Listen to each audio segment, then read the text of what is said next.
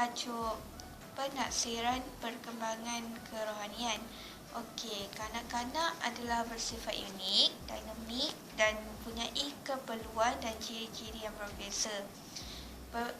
Penilaian kanak-kanak merupakan sebuah proses di mana ia dilakukan secara berterusan. Okey, salah satu alternatif untuk membuat penilaian yang berteraskan kerohanian dan moral kanak-kanak di prasekolah adalah menerusi kaedah pemerhatian itu sendiri. Okey, apa itu pemerhatian? Okey, pemerhatian merupakan satu kaedah penyelidikan yang digunakan untuk memerhati sesuatu tindak balas yang dihasilkan atau ditunjukkan. Okey, menurut Curling ke 1973, ada beberapa kategori pemerhatian, iaitu kategori tingkah laku, unit tingkah laku, paras tafsiran pemerhati, generalisasi dan juga penggunaan serta persampelan tingkah laku. Okey, konsep pemerhatian itu sendiri terbahagi kepada 4. Yang pertamanya, perkembangan yang perlu diperhatikan adalah dari segi fizikal, emosi, bahasa, kreativiti, kognitif dan sebagainya. Yang keduanya, pemerhatian yang dijalankan kepada kanak-kanak tu haruslah dilakukan tanpa mereka sedari. Yang ketiganya, maklumat hanya boleh digunakan dalam keadaan realistik kurikulum saja. Maksudnya, kurikulum yang terjadi pada masa itu sahaja. Okey, yang keempatnya, kurikulum haruslah bersesuaian dengan peringkat umur mereka sendiri. Okey, objektif pemerhatian ni pada asasnya ada 4, iaitu yang pertamanya mengesan kebolehan, keperluan dan minat kanak-kanak prasekolah. Yang keduanya adalah untuk menentukan kekuatan dan kelemahan kanak-kanak prasekolah dari segi perkembangan yang menyeluruh. Yang ketiganya ialah untuk memantau kemajuan secara berterusan. Yang terakhir sekali ialah untuk merancang persekitaran belajar yang sesuai dan juga berkesan untuk kanak-kanak.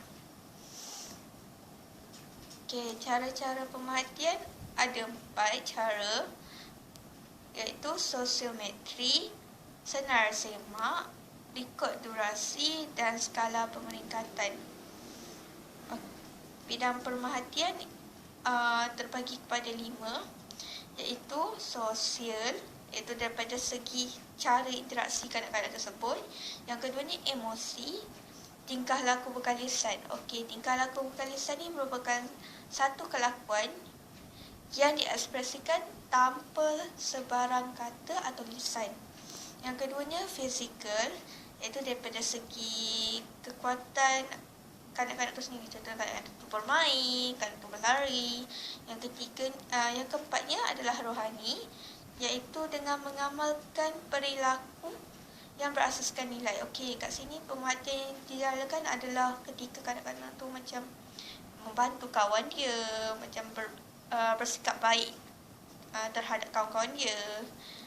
Okey, yang terakhir sekali ialah kreativiti, iaitu dengan cara kanak-kanak itu menghasilkan sesuatu pergerakan yang baru. Okey, itu saja. Terima kasih.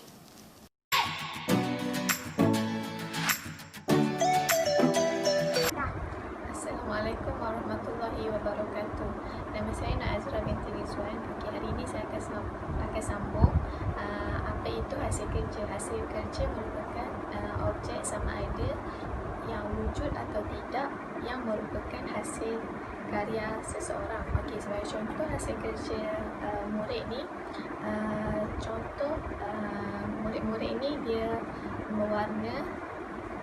mewarna satu gambar dan kemudian guru itu akan menyimpan hasil kerja murid di dalam satu fail, dan fail itu akan disimpan elok-elok untuk dilihat di masa akan datang, dan di situ murid-murid dan guru dapat melihat hasil kerja murid yang semakin baik di masa akan datang.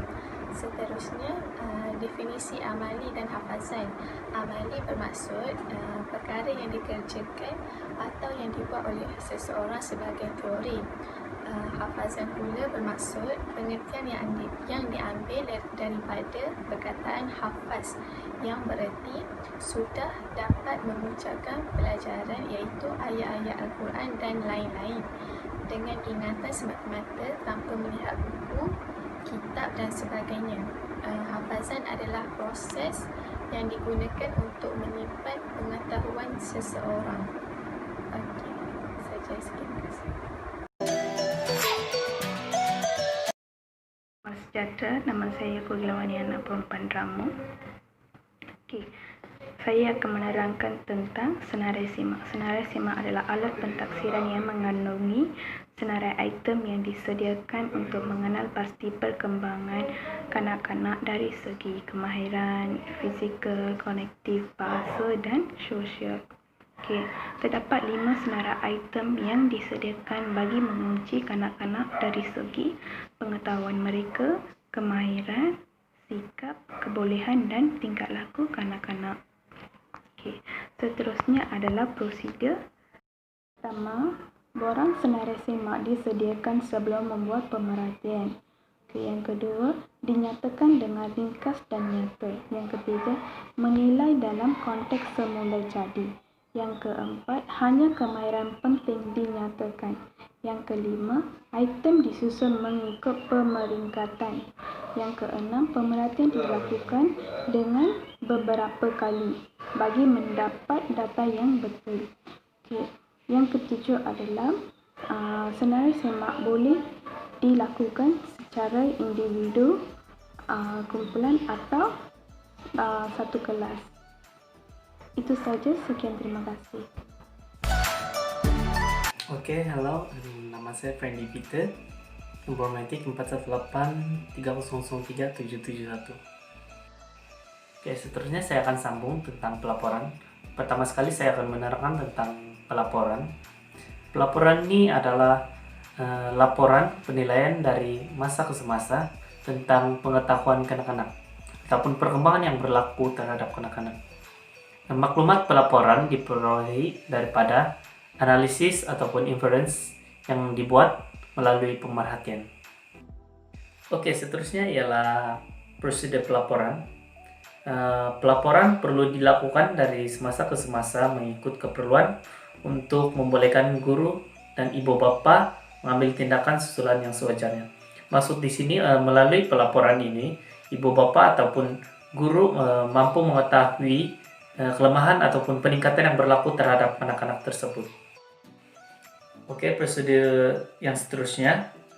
Guru seharusnya memerhati perkembangan murid secara berfokus berdasarkan berbagai kecerdasan, seperti kemahiran berpikir, kemahiran belajar, kemahiran menyelesaikan masalah, dan potensi yang menyeluruh serta keterampilan diri kanak-kanak mengikut keupayaan mereka. Maksud di sini, guru haruslah sentiasa memerhati kanak-kanak dan mengumpul maklumat untuk dimasukkan di dalam pelaporan. Maka, pelaporan itu boleh digunakan semasa guru-guru tersebut berjumpa dengan ibu bapa kanak-kanak tersebut dan mampu memberitahu perkembangan yang berlaku terhadap anak-anak mereka. Oke, seterusnya ialah rekod pelaporan perkembangan kerohanian kanak-kanak. Yang pertama, perkembangan fisikal. Pertumbuhan kanak-kanak dijadikan rujukan untuk melihat perkembangan yang berlaku pada kanak-kanak tersebut semasa mereka di sekolah. Maksud di sini, guru-guru menggunakan pelaporan ataupun merekod pelaporan perkembangan kanak-kanak untuk mengetahui perkembangan yang berlaku terhadap kanak-kanak semasa mereka menjalankan aktiviti ataupun semasa mereka belajar di sekolah. Oleh itu, guru boleh mengetahui sama ada berlaku perkembangan yang positif ataupun negatif terhadap kanak-kanak tersebut.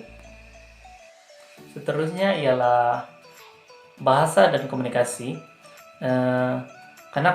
Kebolehan kanak-kanak untuk berinteraksi dan berkomunikasi dengan guru, keluarga ataupun rekan sebaya menggunakan bahasa yang betul dan sopan. Maksud di sini rekod pelaporan pengembangan kanak-kanak nih untuk mengetahui sama ada kanak-kanak tersebut mampu berinteraksi dengan menggunakan perkataan yang betul serta perkataan yang sopan. Oke, seterusnya ialah perkembangan sosio-emosi. Perkembangan sosio-emosi ini lebih kepada keupayaan kanak-kanak untuk berinteraksi serta memberikan tindak balas emosi terhadap sesuatu situasi ataupun keadaan, serta membolehkan kanak-kanak mengurus dan memahami emosi sendiri, membina kemahiran sosial, dan membina keyakinan untuk menghadapi cabaran dalam kehidupan seharian. Maksud di sini, rekod pelaporan ini untuk mengetahui perubahan yang berlaku tentang emosi kanak-kanak, sama ada mereka dapat mengawal emosi mereka ataupun tidak, serta mampu berinteraksi ataupun bersosial dengan kanak-kanak lain dengan baik. Oke, sekian dari saya. Terima kasih.